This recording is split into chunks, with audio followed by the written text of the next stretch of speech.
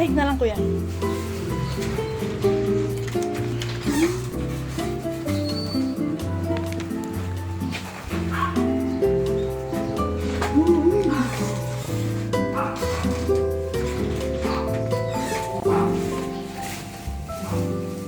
Doon mo na lang isandal. Okay na? Pick ko sa'yo, di ba? Okay. Yung iba nga, alam mo yung tatawagan pa ako at nagdidemand ng tip. Eh, ikaw naman, parang ayaw mo pa. Okay, thank you kuya. Online palengke. Yung gata, ilalagay ko lang siya sa freezer para pwede magtagal. Yan, ganito ang ginagawa ko sa gata. Tapos ilalagay ko sa freezer. Keep it frozen para magtagal. Ito ang mga pinabili ko online. Yellowfin.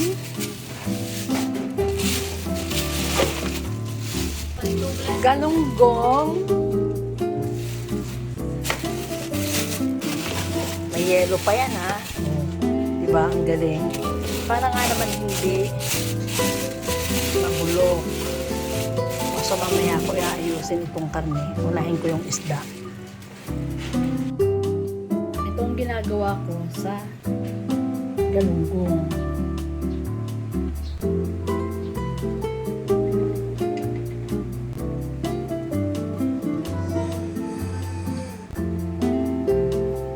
Pag umu-order ako, sinasabi ko galunggong na tunay.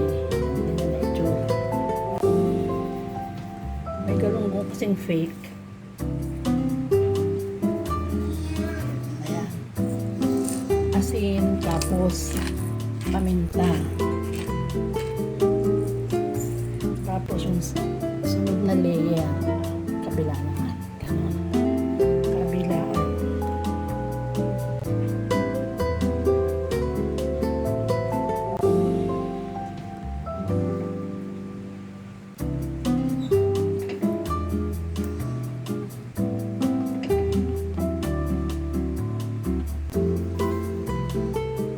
Asin ulit.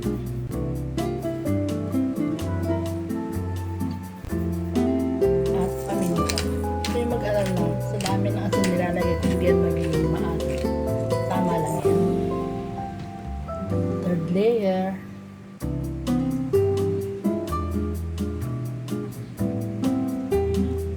Mapapansin nyo guys, niluluto ko na sa palayok. O diba, may palayok ako. Ganda kaya ng palayok ko. Pugihin ang sariling atin. Asin ulit.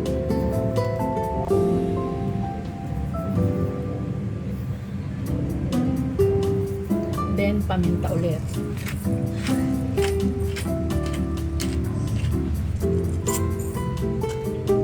Ito na siguro ang last layer.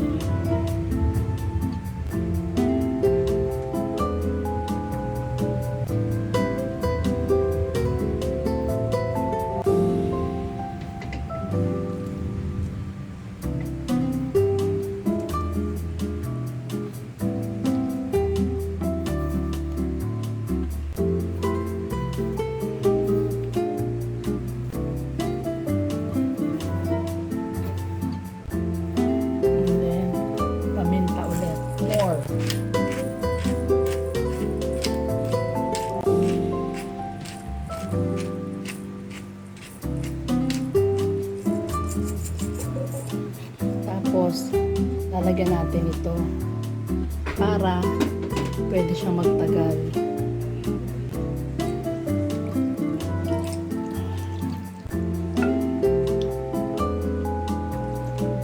Bunutin siya ng 2 linggo sa rep. Okay lang.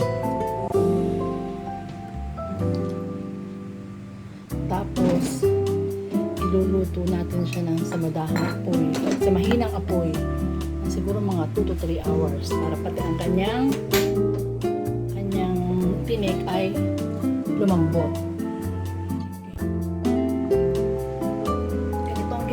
ko sa yellowfin. Ini-slice ko na muna bago ko nililinis.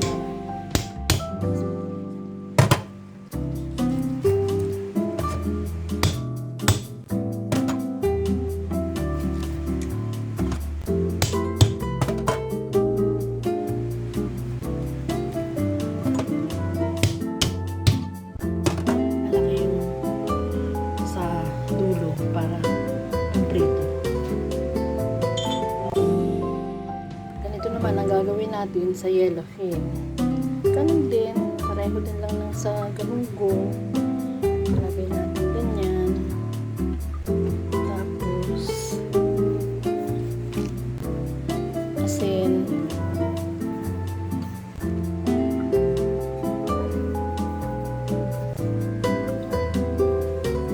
Paminta.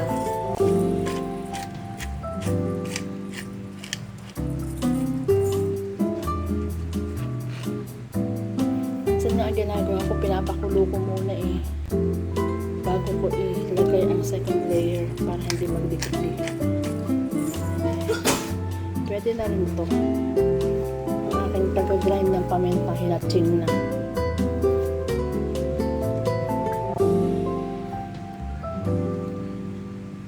Yan.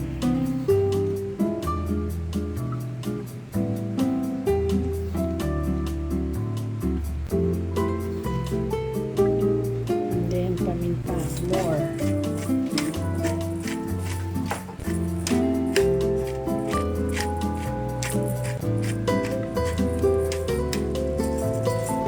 Siyempre, ang ating importanteng ingredients, ang sukang pinakurat.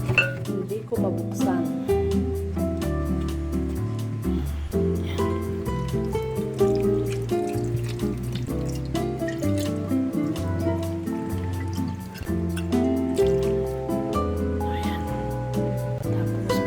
Natin siya ng mga 2 to 3 hours para malambot pati tinik. At kahit abutin siya ng 2 weeks sa refrigerator, hindi siya masisira.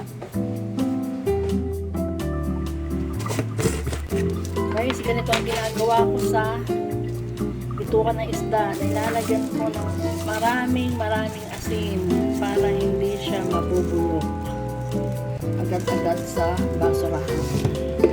Ako siya tinatapon. Ito pa yung iba kong pinabili.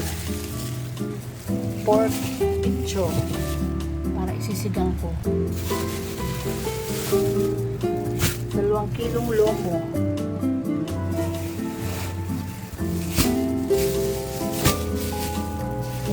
1 kilong kasin.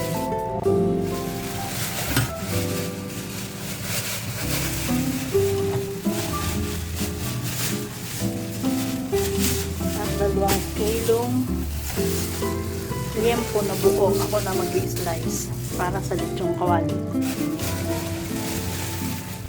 At 1 buong chicken para i-adobo ko kasama ang 1 kilong kasin. Ganyan lang kadali ang online palengke. Ganito naman ang sa aking panglitsong kawali. Ayan. Ayan.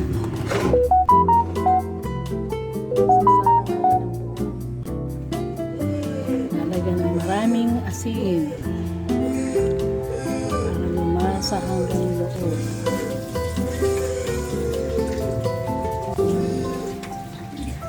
Tapos pakukuluan natin siya hanggang siya lumambot. Pag malamig na, saka natin siya i-slice. Tapos lalagay sa freezer, then i-fry na lang pag gustong ko